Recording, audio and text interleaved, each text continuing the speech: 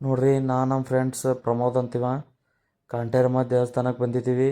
ಅವನು ಚೆನ್ನಾಗಿ ಮಾತಾಡ್ತವನೆ. ಎಲ್ಲ ಏನು ಮಾಡ್ತೀರಾ, ಫಸ್ಟ್ ಲಾಗ್ ಇದೆ, ಏನಾದರೂ ಮಿಸ್ಟೇಕ್ ಆದರೆ ಅವ್ರಿಸ್ಕೊಂಡು ಹೋಗ್ರಿ. ಇಲ್ಲೆಲ್ಲ ಗಿಡ ಗಿಡ ಎಲ್ಲ ಇದೆ.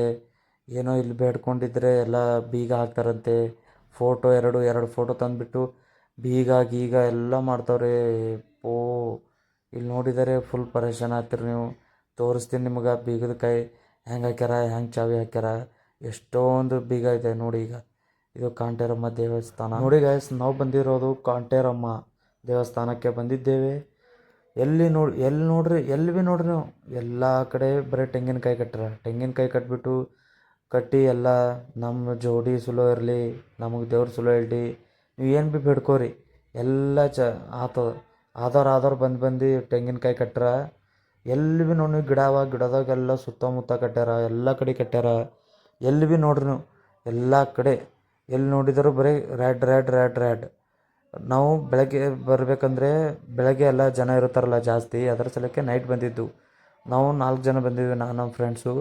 ನೈಟಲ್ಲಿ ಬಂದುಬಿಟ್ಟು ಎಲ್ಲ ಸರಿಯಾಗಿರುತ್ತೆ ಅಂತ ಬಂದಿದ್ವಿ. ಆದರೆ ಸಖತ್ತಾಗಿತ್ತು ನೈಟು. ಊಟ ಕೂಡ ಅನ್ನ ಪ್ರಸಾದ ಇಟ್ಟವ್ರೆ 24x7. ಎಲ್ಲ ಅನ್ನ ಸಾಂಬಾರು ಎಲ್ಲ ಚೆನ್ನಾಗಿ ಮಾಡ್ತವ್ರೆ.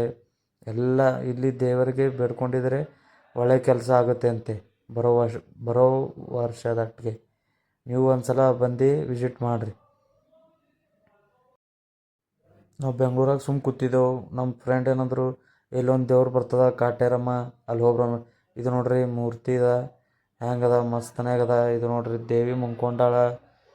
ಏನು ಸಖತ್ತಾಗೈತಿ ಪ್ಲೇಸ್ ಅಂದರೆ ವಾಹಾ. ಇವು ಮೂರ್ತಿದೆ ಚಿಕ್ಕದು, ಇವು ಯಾವಂತ ನಮಗೂ ಅಷ್ಟು ಗೊತ್ತಿಲ್ಲ. ಅಂದರೂ ಒಂದು ವಿಡಿಯೋ ತೊಗೊಂಡ್ಬಿಟ್ಟಿದ್ದೀನಿ ನಾನು. ಏನು ಮಾಡ್ತೀರಾ, ಇವರು ನನ್ನ ಫ್ರೆಂಡ್ಸು ಎಲ್ಲೋದ್ರು ಬರೀ ಫೋಟೋ ತೆಗಿ ಅಂತ ಹಿಂಸೆ ಮಾಡ್ತಾವ್ರೆ ನನಗೆ.